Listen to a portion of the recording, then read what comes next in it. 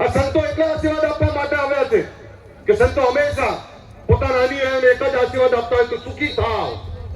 જ્યારે સુખી થવાનો આશીર્વાદ આપવા માટે આવ્યા હોય ત્યારે આ સંતોને પણ એવું લાગ્યું છે કે ગૌ બંધારણ એવા નિયમો બની રહ્યા છે જેના થકી આ સમાજમાં તમામ બંધીઓ તમામ તકલીફો દૂર થઈ અને સમાજ તમામ ક્ષેત્રે આગળ વધી શકે એટલે આશીર્વાદ આપવા માટે આવ્યા છે કે આ બંધારણનો 100% અમલ થાવ અને સુખી થાવ એવા આશીર્વાદ આપવા માટે આવ્યા છે. દોસ્તો, આગેવાનો ચિંતા કરે, આગેવાનો વાત મૂકે, પણ આ વાતમાં આપણે તમામ રીતે હંમેશા એક જ વાત મૂકીએ છીએ કે રાજનીતિ રાજનીતિ રાજનીતિ રાજનીતિ આપતી જતી રહેવાની. સતયુગ, ત્રેતાયુગ, દ્વાપરયુગ, કળિયુગ આવી ગયો. સત્તાની લડીઓ ચાલવાની, એ લડાઈ ચાલે છે ને ચાલતી રહેવાની.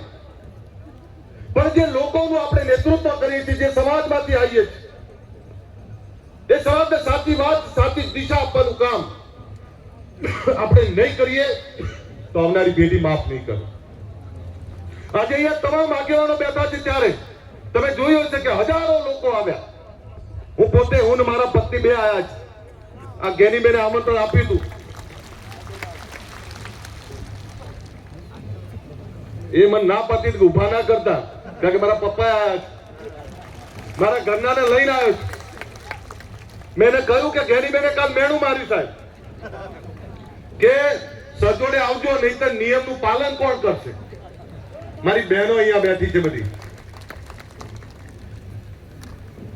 સાહેબ, બંધારણ બન્યું અને બંધારણનો અમલવારી આપણે કરવી જ પડે. પણ આમાં બે સૂચનો છે મારા. મને સૌથી સારી જો એક બાબત લાગી હોય તો તમે વૈશાખ સુદ ને એટલે 15 દિવસના આખા વર્ષના 30 મુહૂર્ત નક્કી કર્યા. લગ્નની સિઝન 2 હોય અને મા મહિનો વૈશાખ, આ 2 મહિનાની જે લગ્નની નક્કી કરી તમે મુહૂર્ત, આ મુહૂર્તમાં જો લગ્નો થશે તો સાહેબ અડધી તકલીફ તો એમની દૂર થઈ જવાની. એનું કારણ છે કે આહિર સમાજ, હું આહિર સમાજના સાહેબે ગયા છે, હું ગયો છું, બધા ગયા છે. બટેજી તેરસના દિવસે એક જ દિવસે આખી રાત લગ્ન થાય. ઘરે ઘરે આખા ગુજરાતમાં આખો સમાજ ઘરે ઘરે લગ્ન થતા હોય. કોઈ જગ્યાએ 15 લોકો બેઠા હોય, કોઈ જગ્યાએ 20 લોકો બેઠા હોય. પણ એ તમામ જગ્યાએ 10 લોકો, 15 લોકો, 20 લોકો, એટલે કોઈ ખોટા ખર્ચા થાય જ નહીં, ખોટા દેખાડા થાય જ નહીં. એટલે આ જે નક્કી કર્યો છે આ નિયમ, હું આ બંધારણ નક્કી કરનારા તમામ આગેવાનોને અભિનંદન પાઠવું છું કે આ નિયમ થકી તમારી 50% તકલીફો એમની દૂર થઈ જવાની. પણ એક બીજી વાત કરું, તમે 16 નિયમ બનાવ્યા, 17મો નોંધ લખી છે, પણ 17મો નિયમ પણ બનાવો. આપણે તો બોલામણા બંધ કરો. આવી ગયું? આ બોલામણા એટલે શું મને ખબર પડે?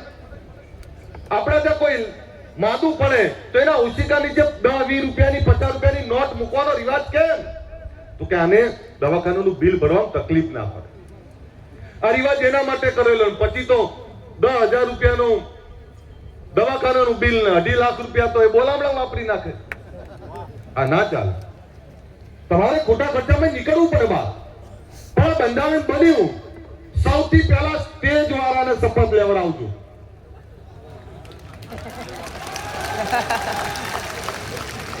રસ્તામાં આવતો તો મારા કમાન્ડો સુરપાલસિંહ છે. સુરપાલસિંહ મને કે સાહેબ આ બંધારણ તો બનશે પણ આ સમાજનું બંધારણ પૈસા વાળા ને વગદાર આગેવાનો ઉપર લાગુ પડશે તો ચિંતા ના કરો, સ્ટેજ ઉપર જઈને વાત તો કરશું. અમારા દશરથજી અત્યારથી બી આવે છે, કારણ કે દશરથજીના દીકરાના લગ્ન છે આ મહિને. પણ તમને કહું, હું મારા પપ્પાનો આભાર માનું કે મારા દીકરાના 10 થી 15 હજારમાં લગ્ન કરી દીધા એમને. મને સાહેબ કોઈ કહેવા નહીં આવ્યું કે ખવડાવવું પડે કે બીજું ત્રીજું.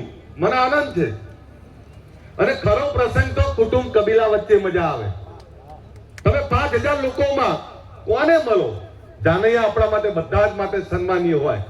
આપણા દીકરા દીકરીના લગ્નમાં આવ્યા હોય તો એ તો આપણા માટે બધા માટે સન્માનીય છે. એટલે આ નિયમ જે બનાવ્યા છે આ નિયમનું પાકી અમલવારી આપણે કરવી જ પડે અને તો જ સમાજનું ઉત્થાન થાય.